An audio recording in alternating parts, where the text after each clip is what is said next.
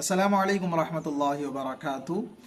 October 3వ తారీఖు మీ అందరికీ గుర్తు ఉండే ఉంటుంది. ఎందుకంటే సోషల్ మీడియాలో కనీసం ఒక 10 రోజుల నుండి అనౌన్స్మెంట్ అనేది జరుగుతుంది. ప్రతి ఒక్కరు కూడా నిరసన వ్యక్తం చేయాలి, వక్ఫ్ బోర్డు నల్ల చట్టానికి వ్యతిరేకంగా ప్రతి ఒక్కరు బంద్ చేయాలి అని చెప్పి మనం కొన్ని రోజుల నుండి సోషల్ మీడియాలో వార్త వింటున్నాము. కానీ ఇప్పుడు దీనికి తెరవేస్తూ కూడా ఆల్ ఇండియా ముస్లిం పర్సనల్ లా బోర్డు యొక్క అధ్యక్షులు హజరత్ మౌలానా ఖాలిద్ సైఫుల్లా రహమానీ గారు ఒక నిర్ణయం అనేది తీసుకోవడం జరిగింది. అక్టోబర్ 3వ తారీఖు వేరే మతస్థుల్ని గౌరవిస్తూ కూడా వాళ్ళ యొక్క సంబరాలు, వాళ్ళ యొక్క కార్యక్రమాలు ఉన్నాయి కాబట్టి ఆ రోజు బంద్ అనేది తీసివేయడం జరిగింది. అతి త్వరలోనే ముస్లిం పర్సనల్ లా బోర్డు తరపు నుండి బంద్ యొక్క సమయం, డేట్ అనేది ఇవ్వడం జరుగుతుంది అని చెప్పి మౌలానా గారు తెలియజేశారు. అదేవిధంగా మిగతా షెడ్యూల్ ఏదైతే ఉందో, ధర్నాలు చేయడం కానివ్వండి, లేదంటే ర్యాలీ చేయడం కానివ్వండి, నిరసనలు వ్యక్తం చేయడం కానివ్వండి, ఇవన్నీ కూడా చెప్పిన ప్రకారంగానే కొనసాగుతాయి. కానీ బంద్ ఒకటి మాత్రం ఆపివేయడం జరుగుతుంది.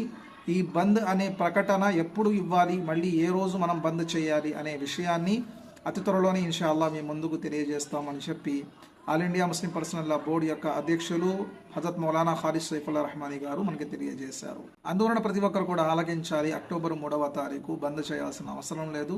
తదుపరి తేదీ కోసం మనం వేచి ఉండాలి. అస్సలాము అలైకుం వరహమతుల్లాహ్.